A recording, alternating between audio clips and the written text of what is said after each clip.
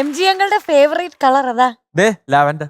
മോളെ എന്തോ ഇതെവിടുന്നാ വാങ്ങിച്ചേ? ഇതെന്റെ അംഗൻവാടി ടീച്ചർ മേടിച്ചത്. അങ്കമാടി ടീച്ചറോ? വാങ്ങിച്ചു തരാൻ പറയണേ ഒരു ഉടുപ്പ് കേട്ടോ. അങ്കമാടി ടീച്ചറുടെ പേരെന്താ? സുമതി ടീച്ചർ. അങ്കമാടിയിൽ കുറെ നാളായി പഠിപ്പിച്ചു തുടങ്ങിട്ട്.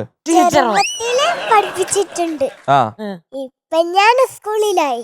MG സാറിന് നമുക്കൊരു മീറ്റർ കിട്ടാൻ വല്ല വകുപ്പുണ്ടോ ഈ തുണി? ഈ ഷോൾ കൊടുത്താലോ? ഷർട്ട് തയ്ച്ചോളും. അടിപൊളി ഡ്രസ്സായി കേട്ടോ. എന്തായാലും ആ തലമുടി ഇങ്ങനെ ഇങ്ങനെ അല്ലേ വെള്ളച്ചാട്ടം പോലെ.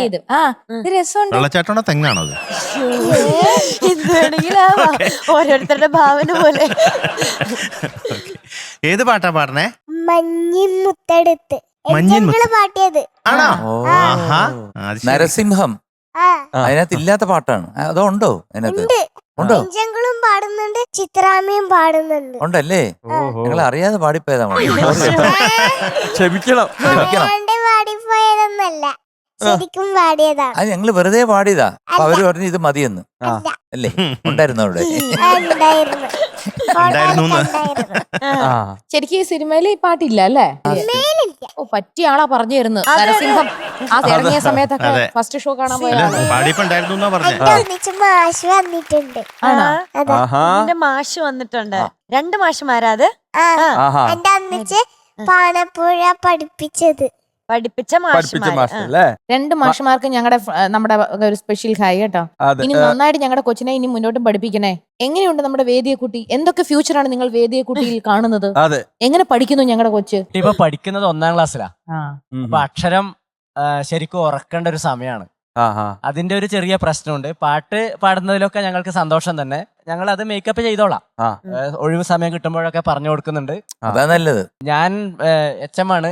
പിന്നെ 1 വർഷം കൂടെ ഉള്ളൂ റിട്ടയർമെന്റ്. അപ്പൊ ഈ സർവീസ് ജീവിതത്തിനിടയിൽ ഇങ്ങനെ ഒരു ഫ്ലോറിൽ വന്ന് ഇരിക്കാനുള്ള ഭാഗ്യം വേദികമോളെ തന്നത്. അതാണ് നമ്മുടെ മാലാകക്കുട്ടിയെ ഈ കേരളമല്ല ലോകത്തെമ്പാടും നമ്മുടെ മാലാകക്കുട്ടിയെ കാണിക്കാൻ സാധിച്ചതിൽ അത്രയേറെ സന്തോഷമുണ്ട്. ഓക്കെ, എന്തായാലും വേദിക്കുട്ടിയെ സപ്പോർട്ട് ചെയ്യാനായിട്ട് ഈ വേദിയിൽ എത്തിച്ചേർന്നതിൽ ഒരുപാട് സന്തോഷം. Thank you so much.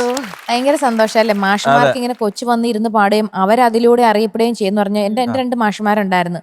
ഒന്ന് ജോർജ് സാറ് സ്കൂളിലെ 1 തൊട്ട് 10ാം ക്ലാസ് വരെ മ്യൂസിക് സാറ്, എന്ന് വെച്ചാൽ 5ാം ക്ലാസ് തൊട്ട് 10ാം ക്ലാസ് വരെ മ്യൂസിക് സാറ് സ്കൂളിലെ. അതുപോലെ MN സലീം സാറ്. ഇവർ 2പേരുമായിരുന്നു 10ാം ക്ലാസ് വരെ എല്ലാ മത്സരത്തിനും. എന്നിട്ട് അവര് വന്ന് ഇങ്ങനെ കണ്ണുനട്ട് കാത്തിരിക്കുന്നതും പ്രൈസ് കിട്ടുമ്പോഴുള്ള അവരുടെ സന്തോഷവും നമ്മുടെ അച്ഛനമ്മമാരെക്കാളും